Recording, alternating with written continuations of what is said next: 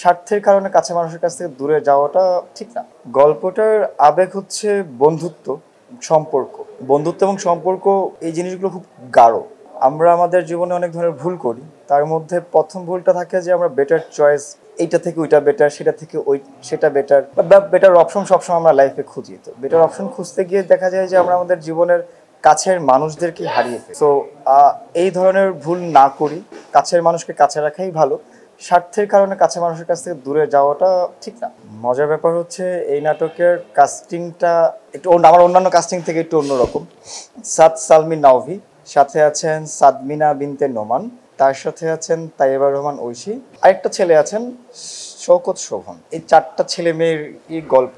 এবং মজার ব্যাপার হচ্ছে যে ওদের সাথে আমার প্রথম কাজ, এবং they are very good actor actress.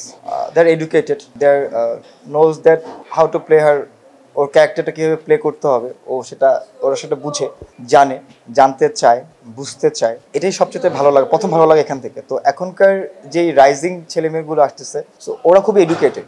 So ওদের সাথে গল্পের সাথে গল্প মিলিয়ে কাজ করার মধ্যে মজা আছে, আর আমি সেই মজাটা থেকে কখনোই বঞ্চিত হতে চাই না। তো আমার সবসময় ফার্স্ট চয়েস থেকে যে না, নিউ কামার হতে পারে সে নতুন, একদম নো ইস্যুস। আমার গল্প যেখানে স্ট্রং সেখানে ক্যারেক্টার অটোমেটিক্যালি স্ট্রং হয়ে যায়। সো আমি প্রপার গল্পটা বলতে চাই, সেটা নতুন হোক বা পুরাতন হোক, গল্পের সাথে যে যাবে তার সাথেই সাদনান আছে। ওয়ার্ল্ড ওয়াইড বড় বড় আর্টিস্টদেরকে নিয়ে সিনেমা করার পর সেই সিনেমা কিন্তু ফ্লপ হয়। আবার একদম যাদেরকে কাউকে কেউ কখনো দেখেই নাই, তাদের সিনেমা কিন্তু খুব বাজার খুব ভালো হিট হয় এবং খুব নাম হয়। তো রিক্স জোন সবাইকে নিয়েই আছে। হ্যাঁ, ইন্ডাস্ট্রিতে ব্যবসা তো করতেই হবে, প্রডিউসাররা তাদের ব্যবসাটা চান, ব্যবসার পাশাপাশি তারা এখন গল্পটাও চাচ্ছেন। যেহেতু আমাদের দর্শকদের টেস্টটা চেঞ্জ হয়েছে, তারা এখন আসলে গল্পটাই দেখতে চায়, গল্পের মধ্যে কি গল্পটা আছে।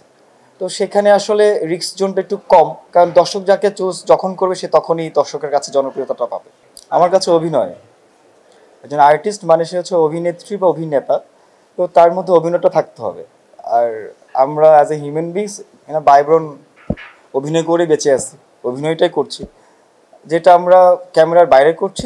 আর এই মানুষগুলো ক্যামেরার পিছন, আমরা ক্যামেরার সামনে করি আসলে দর্শকের জন্য। সো অভিনয়টা ফ্যাক্ট, অভিনয়টা জানতে হবে, বুঝতে হবে। কেউ যদি বুঝে তাকে বোঝানো যায়, জানানো যায়, শেখানো যায়। ভিউ বাণিজ্যের চাপ তো অনেক বড় চাপ, এই চাপে আমরা সবাই চাপান্বিত, চাপেই আছি সবাই সবসময়। তারপরে চাপের মধ্যে থেকেও কিছু যদি নতুন কাউকে নিয়ে, নতুনভাবে নতুনদেরকে নিয়ে শুরু করা যায়, তাহলে কেন না।